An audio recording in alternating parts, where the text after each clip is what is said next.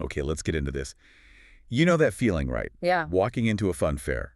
The lights, the sounds, that buzz of excitement. Yeah, it's designed for pure fun, isn't it? Pure escape. Exactly. Hmm. But what happens when that feeling just shatters? When something truly terrifying happens? Right. Today, we're doing a deep dive into an event that did just that.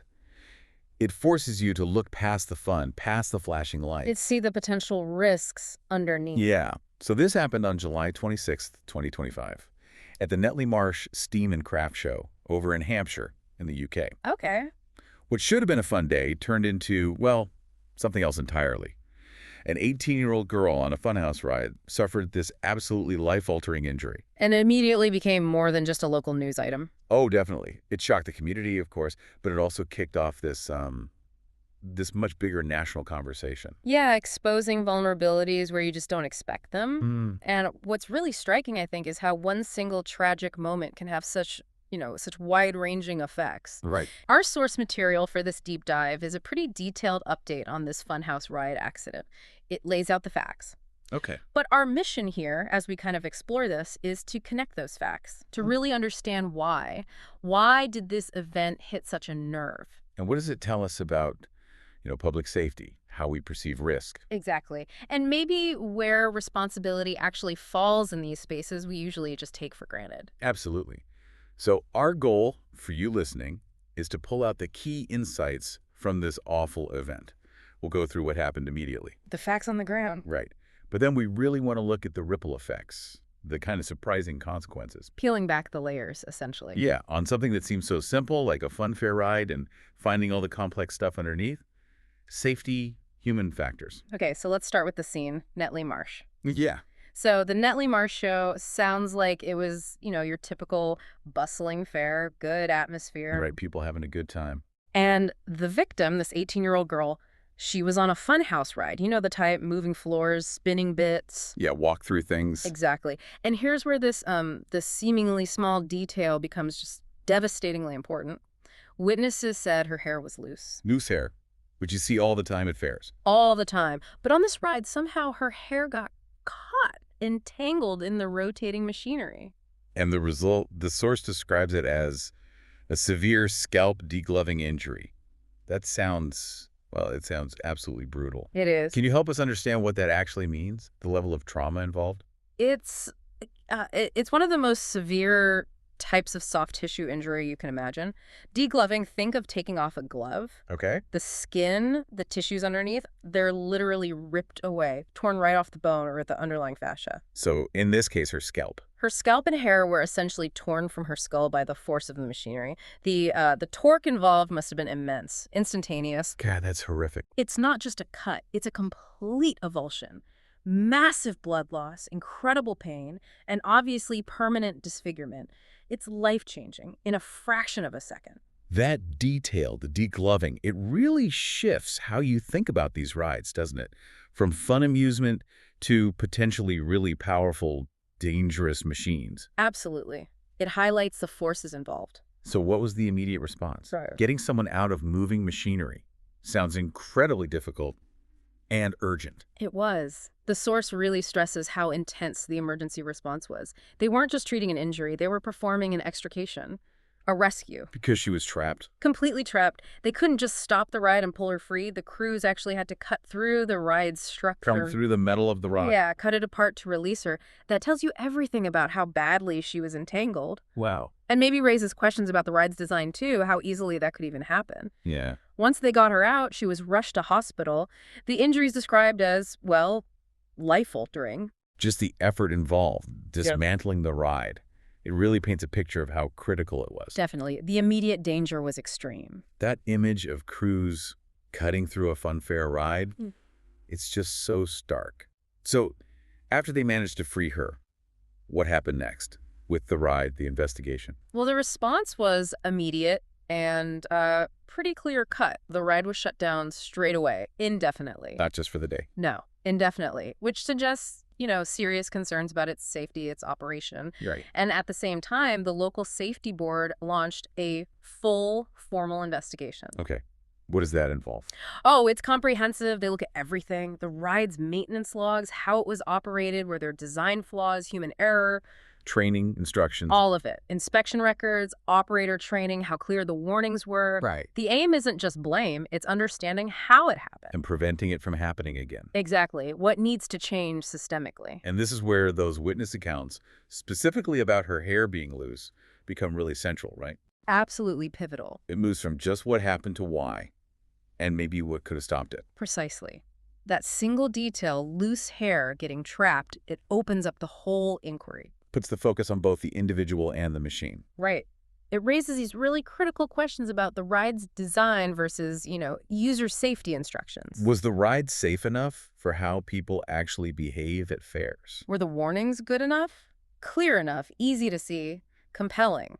Because having loose hair isn't exactly unusual. Not at all. So it points to this potential gap, doesn't it, where human behavior meets machine design, especially on a funhouse ride where people might be moving around more freely, maybe a bit distracted. Yeah, it's cautious. Yeah. How much does the design need to account for foreseeable risks like that? Loose hair, loose clothing. That specific detail seems to be what really sparked the wider conversation. It was the ignition point, definitely. Moved it beyond the initial shock. Which brings us to that national ripple effect. The source says it shocked the community and sparked nationwide discussions. It wasn't just a local tragedy. No, it became a real talking point across the country. What kinds of conversations started happening? Because we always see warnings on rides, but this one really seemed to hit home. It really did. I think it forces us all to confront how we think about risk, especially in places we just associate with fun. Like fun fairs. Yeah, you think nostalgia, simple fun, and you kind of assume it's safe, implicitly, And this just shatters that. profoundly.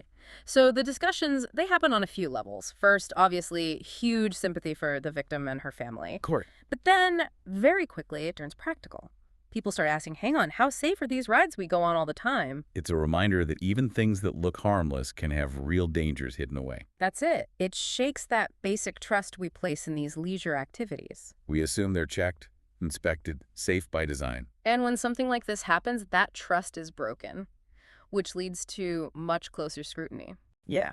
And the type of injury here, the scalp degloving, caused by loose hair, that made the discussion incredibly specific. Right, it wasn't just a general ride safety debate. No, suddenly it's about these very particular, maybe often overlooked safety points. The conversation zooms in on loose hair. But then expands out again. Exactly. Scarves, necklaces, lanyards, backpacks, anything dangling that could get caught in moving parts. People start sharing their own stories, maybe near misses. Yeah, concerns they might have had. It makes individuals think about their own actions, sure, but it also puts pressure back on the operators and the designers. To really reevaluate their procedures, their designs. Fundamentally, yes. It does make you question the warnings we see. Are they enough? Those little signs. To cure loose articles. Yeah. Are they detailed enough? Visible enough? Are they actually enforced? Or is there just this assumption that, common sense will cover it? And this incident proves, tragically, that common sense isn't always enough around powerful machinery. Well, it's such a complex balance of responsibilities, isn't it?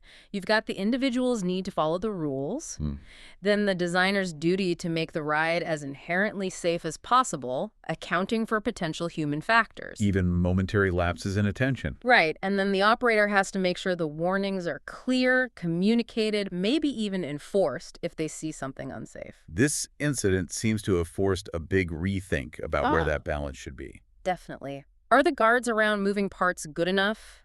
Are the risks really communicated effectively to everyone, even people caught up in the moment? It's not just about liability, is it? It feels more fundamental. It's about moral, ethical obligations, public safety. The thought of an 18-year-old just out for fun, and her life changes forever because her hair got caught.